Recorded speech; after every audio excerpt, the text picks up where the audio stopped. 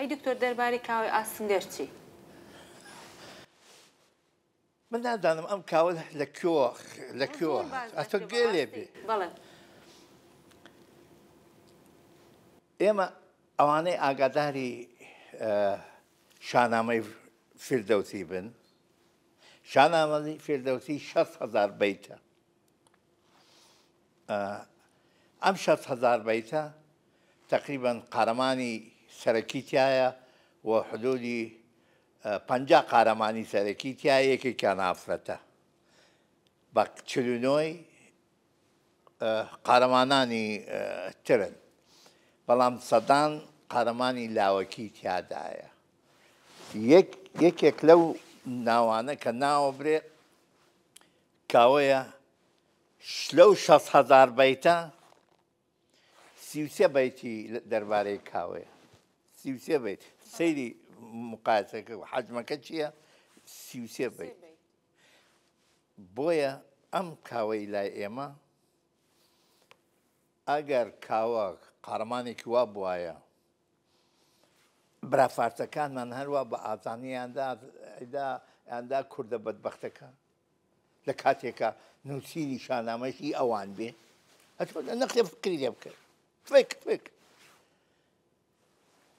هیچ منطق نییە ئەمە ناچێتە گاڵتەمان پێکەن وەڵی من لەوێ تەخەڕۆژم کردووە هەر نەمێرا باسی نەورۆز بکەم باسی کاوە بکەم ئەبەتەن چون کاوە لە بەردەستی ئەچێ و قارەمانێکی لاوەکی ناو شانامە بووە.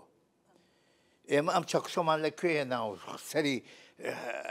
سەری ئاژەهاک تازە ئاژەهاک کوردە ئاخری پاشای مادەکانە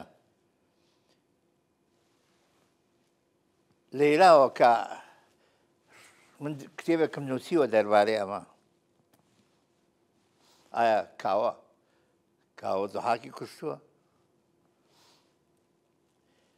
کاوە لەوێ وەختێک حکایەتی کاوت بۆ بگەرمەوە وەختێک مستەشارەکانی ئاژەهاک کە ئاخرین پاشای مادەکان بۆ پێشنیارەکەن بە ئاژەهاک دەڵێن شاهنشاها خەڵک ناڕەحەتە لە سیستەم و ئەوانە دێت ئەویش ئیجازەدا تەوان ئەمە ئەژدەهاکی فردەوسی هێڵم نەک ئەژدەهاکی خۆمان. ئەژدەهاک یعنی زۆحاک فردەوسی دوو ماری لەسەر شانی ئەژدەهاکی دیوار لە دیواری کوردی بەدبەخت نزمتری نەبینیوە کە ئاخرین شای زنجیرە دەسەڵاتێکی کورد ئەوە کردێتی ئەو دەعبایە کە پێڵێن زۆحاک دێت کاوە دێت بۆ لای شاه وەکو خەڵک ئەوە شاهنشاها من 23 کوڕم بووە 22یان سەر بڕاون و مێشکیان دراوەتە دەرخواردی دوو مارەکەی شانتە ئەوی چەپڵێ لێداڵێ ئەوەی بدەن و با بڕوە یەکسرە ڕۆ بۆ لای فەرەیدون تەمەن ئەمە ئەستۆرەیە ئەمانەیە کە ئەیڵێم بەڵام حەقیقەتی تاریخی چییە؟ حەقیقەتی تاریخی ئەوەیەکەوە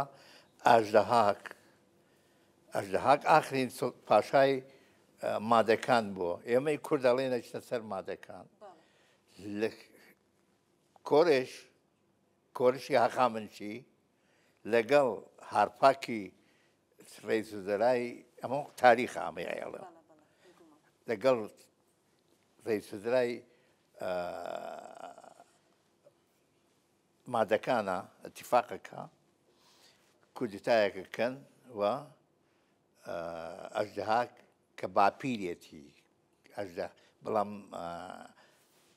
کۆرش کچەزای ئەژدەهاکە یعنی دایکی ناوی ماندانایە ماندانانە کۆرش کوڕی ماندانایە ئێدی ئەژدەهاک ئەگرێن دوای 6 مانگ ژارچێژەکەنەوەی کوشتن ئەمە واقعەتی تاریخیە ئەوشی گێڕام و ئەفسانەیەکەوە فێردەوسی وای لێ کردووە ئەژدەهاکی کردوتە ئەو دەعبا کە مار بەسەر شانوێتی و ئیدی ئەمە ڕاستەوە تەنیا ئەفسانەیەک و بەڕاستی پەیوەندی بە نەورۆز و ئاگری نەورۆزەوە نییە. ئطلاقاً ئەبەد بەڵێ بەڵێ ئەبەد ئێمە تێکەڵمان کردووە تێکەڵ و ئایتر وەک زۆر تێکەڵمان کرد. خەڵکی